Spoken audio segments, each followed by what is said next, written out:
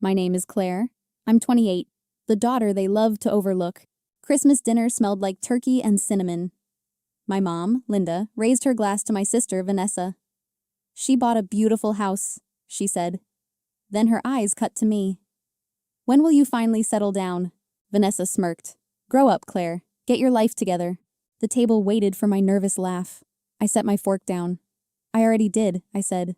I just didn't invite anyone who doubts me. And in my purse, a house key waited to prove it. Before we go on, where are you watching from today?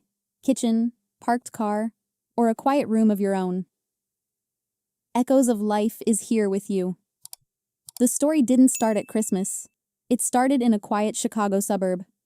In our house, my mom chose a star early, and it was never me. Vanessa is 4 years older. She was pretty, loud, and effortless. She walked into rooms like a stage. My dad, Robert, worked long engineering days. So Mom, Linda, ran the emotional weather.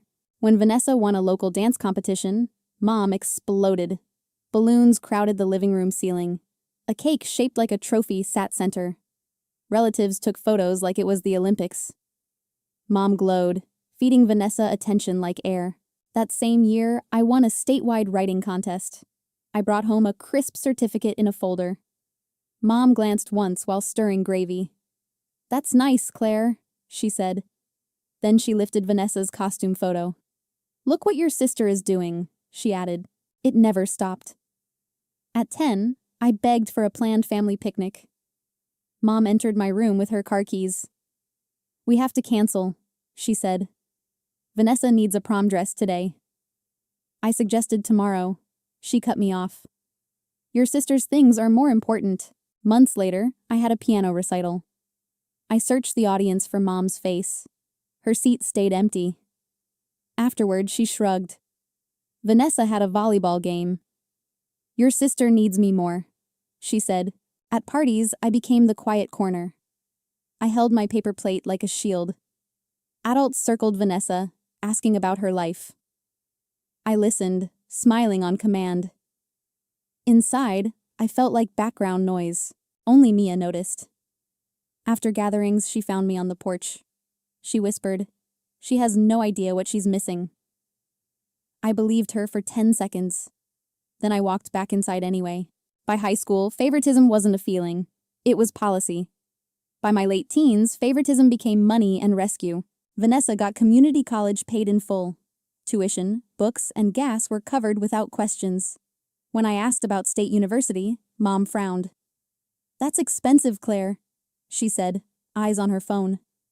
Dad muttered, maybe scholarships, and rushed to work. So I filled out forms nightly and worked a coffee shop. Illinois accepted me with aid, and Mom shrugged. If they're paying, I guess you can go. Vanessa finished her associate degree and got a celebration dinner. I graduated with honors and got one short text. Congrats, honey. Your sister is swamped, Mom wrote. No dinner, no hug, no family photo. That sting taught me something permanent. If I waited for them, I'd wait forever.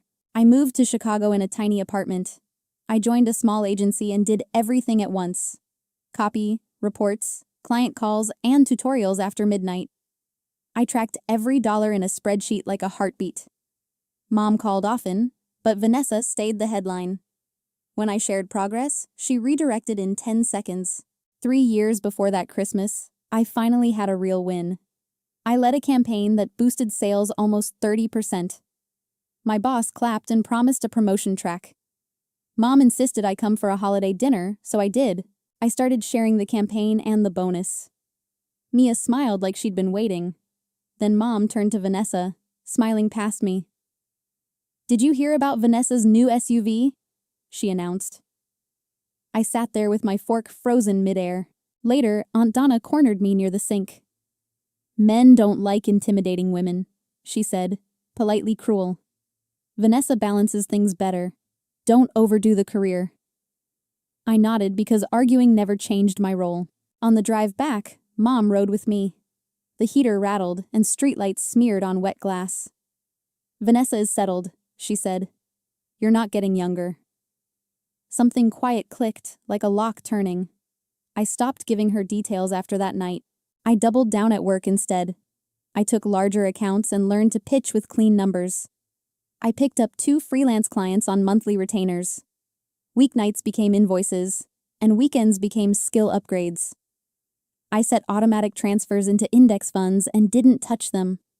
I lived like I was broke while my accounts slowly grew. Meanwhile, Vanessa kept changing jobs and calling Mom for help. Mom sighed, complained, and still paid. I watched the pattern without volunteering to be the fix. By the time Christmas came, I had receipts nobody expected. If this were your family, what would you do? Comment 1 to keep sharing and keep the peace. Comment 2 to go quiet and build boundaries anyway. A few weeks before Christmas, Mom called with big news. Vanessa was buying a house, she said, finally, stable. She planned a celebration before a single box was moved. At the cookout, balloons lined the fence. A cake read, "Congrats on your new home, Vanessa." A cardboard key leaned by the patio table, ready for photos. Vanessa stood center, drink in hand, performing confidence. Mom hovered beside her, glowing for the cameras. I stayed by the grill with Dad, flipping burgers quietly. An aunt asked if I still lived in my little apartment. I said yes, and she smiled with polite pity. "At least you don't have a mortgage," she said. "Must be nice.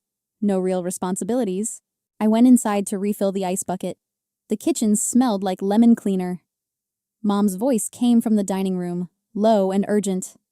I stopped in the hallway and listened. Vanessa sat at the table with closing papers spread out. Mom wore her reading glasses and rubbed her temples. "Your cards are maxed," Mom said. "And you're behind again." Vanessa sighed. "I have to buy now." "How short are you?" Mom asked. 10 grand, Vanessa said. "Maybe more with fees." Then she leaned in and said it like a habit. "Pull from savings again. Or put it on your card, just until I'm settled." I'd heard just this once my entire childhood. It always meant Mom's money and Vanessa's image. My stomach turned, sharp and familiar. I remembered my first Chicago lease and shaking hands. I'd asked Mom for a deposit, just a few hundred. She'd said, "Stand on your own 2 feet." So I worked doubles and ate noodles for weeks. I stepped back before they saw me. Outside, they snapped on party smiles. Cameras flashed and Mom laughed like everything was earned. That night, I went home to my thin-walled apartment. I opened my laptop and pulled up my accounts. Savings, index funds, bonuses, and freelance retainers. I stared until one truth landed. This wasn't a dream anymore. It was math. Within weeks, I met a realtor an hour outside Chicago. We toured a small bungalow near a quiet lake. A financial advisor reviewed my numbers line by line. "You can afford it," he said, calm and certain. Then he added, "You could even pay cash." So I did. I wired the money without loans or cosigners. On closing day, I stood alone in the empty living room. The house smelled like paint and cold air. Outside, water tapped the shore, steady and soft. I told only Mia. She whispered, "They have no idea."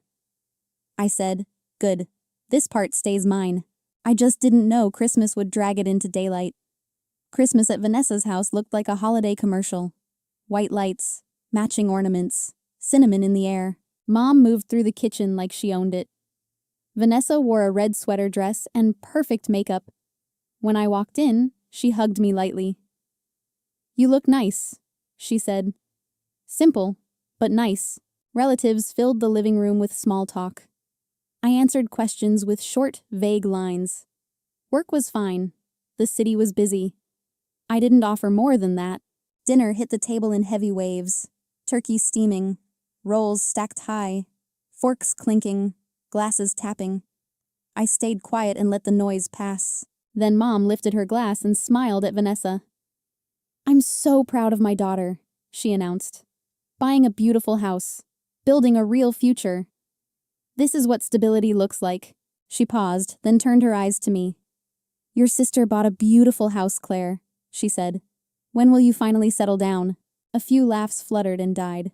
Vanessa smirked, ready for the easy win. "Yeah, Claire," she said. "Get your life together. You can't live in that tiny apartment forever. Silence followed, thick and waiting. They expected my nervous laugh. They expected me to clap for her again.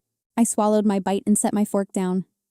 I am settled, I said, voice even. I just didn't invite anyone who doubts me. Mom blinked like I'd spoken a new language. What are you talking about? She asked. Vanessa let out a short laugh. Okay, she said. Sure. I bought a house months ago, I said. 3 bedrooms, an office. Right on a lake. I paid for it in cash. Vanessa's face tightened. No one likes a liar, she snapped. Mia spoke up from the corner, calm and firm. She's not lying, she said. I've been there. It's real. Mom's smile froze, then slid off. Why would you hide that from family? She demanded. Because you never listened, I said. My degree was a text message. My promotions were a subject change. So I stopped offering my life for your approval. Mom's voice sharpened. Your sister worked hard for this place, she said. You could at least be happy for her. I'm happy for anyone who gets a home, I said, but I'm done watching you call her rescue pride. I looked at Mom, then Vanessa, steady. I heard you at the cookout, I said. 10 grand short for closing. And you asked Mom to pull retirement again. Vanessa's mouth opened, then closed. Mom's eyes flicked away like guilt had weight. Vanessa leaned forward, eyes narrowed. So you think you're better than me now? She hissed. I shook my head once. I think I stopped playing a rigged game, I said. That's all. I pushed my chair back, the legs scraping loud. I grabbed my bag and stood. Mom snapped, Where are you going? I looked at her, steady. I'm going home, I said. And for the first time, I didn't leave ashamed. I left free. 3 weeks after Christmas, the group chat went quiet. No praise for Vanessa's curtains. No photos of her perfect neighborhood. Just long gaps and nervous memes. Mia texted me like nothing changed. They're still talking about you, she wrote. The way you smiled when you said cash. Spring brought the truth out anyway. Vanessa's credit cards caught up with her. The promotion she promised never came. Then layoffs hit, and she was cut. The mortgage started eating everyone's sleep. Mom's calls came in waves. First, anger. You embarrassed your sister. Then guilt. We're still family. Then the ask. You have money now. Loan her something. Just until she's back on her feet. I listened from my porch by the lake. Water tapped the shore, steady and soft. My cat curled against my leg, warm and heavy. Finally, Mom said the words I waited for. I'm sorry. I hurt you. I believed she meant it. But apology doesn't erase a pattern. So I called her once. I said, I'm glad you can see it now. But I'm not fixing choices I didn't make. No money talks. No comments about my life. When she crossed the line again, I muted her. When Vanessa tried, I blocked her. That wasn't punishment. That was oxygen. I poured my time into work and real friendships. I started volunteering at a local women's center. Budgets, resumes, and small escape plans. Women tired of being the fine one. Some nights, I miss the family I wanted. Then I look around at my home, and I remember what peace feels like. I didn't win their approval, I reclaimed my life. If any part of this felt familiar, like and share. Subscribe to Echoes of Life for more quiet strength. More stories are coming next.